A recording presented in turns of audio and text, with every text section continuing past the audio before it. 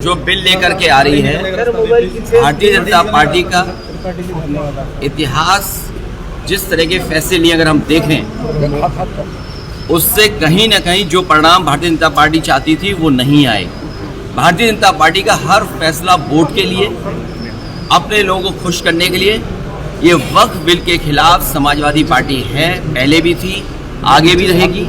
जिस तरह के संशोधन भारतीय जनता पार्टी कर रही है वो पूरा कंट्रोल अपने पास चाहते हैं। जो एडमिनिस्ट्रेटिव पावर है वो पूरा का पूरा अपने पास रखना चाहते हैं। इस देश ने वो समय भी देखा है कि जिस समय एडमिनिस्ट्रेटिव गलत फैसले की वजह से भारत की जो संस्कृति रही, भाईचारा रहा, उसके खिलाफ खाई पैदा की है।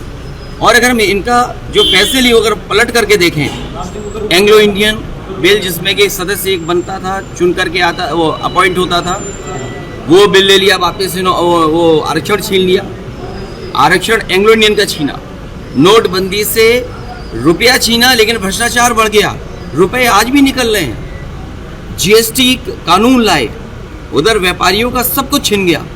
दिन भर वो केवल जीएसटी का चक्कर काट रहे हैं। तो जीएसटी हो, नोटबंदी हो या अन्य फैसले हों, ये छीनने का काम करते हैं, लोगों का कुछ न कुछ छीनने का काम करते हैं। वक्फ के माध्यम से ये कहीं न कहीं संदेश ये देना चाहते हैं कि अपना वोट बैंक ठीक कर लें, क्योंकि नौकरी दी नहीं, रोजगार दिया नहीं, किसान की आय दोगुनी हुई नहीं, तो इनका वोटर भी इनसे नाराज है। देखिए, जिस वोटर को ये तुष्टीकरण कहते थे, हम लोग तुष्टीकरण कर रहे हैं, क्या ये तुष्टीकरण नहीं दे रहे हैं, कर रहे हैं किट बांट करके। अभी ईद पर जो किट दी है, क्या ये तुष्टीकरण में नहीं आएगा? क्योंकि इनको पता है इनका वोट खिसक गया है।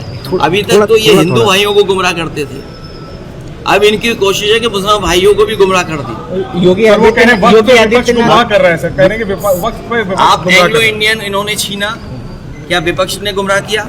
आपने आरक्षण छीना, जो यहाँ पर लोकसभा में चुन करके आते थे, असेंबली में अपॉइंट होते थे, तो वो छीना आपने। नोटबंदी पे आपने कहा कि आतंकवाद खत्म हो जाएगा, इनके लोगों को माफी मांगने जाना पड़ा। क्या आप सोच सकते हो? फौज के गलत फैसले की वजह से, हालांकि नई बात बनती है ये कहने की है, लेकिन फिर भी कह रहे हैं। एक घटना ऐसी हुई जिसमें इनको माफी मांगनी पड़ी फौज के बड़े अधिकारी को जाकर के, जो गलत इनकाउंटर हुआ था।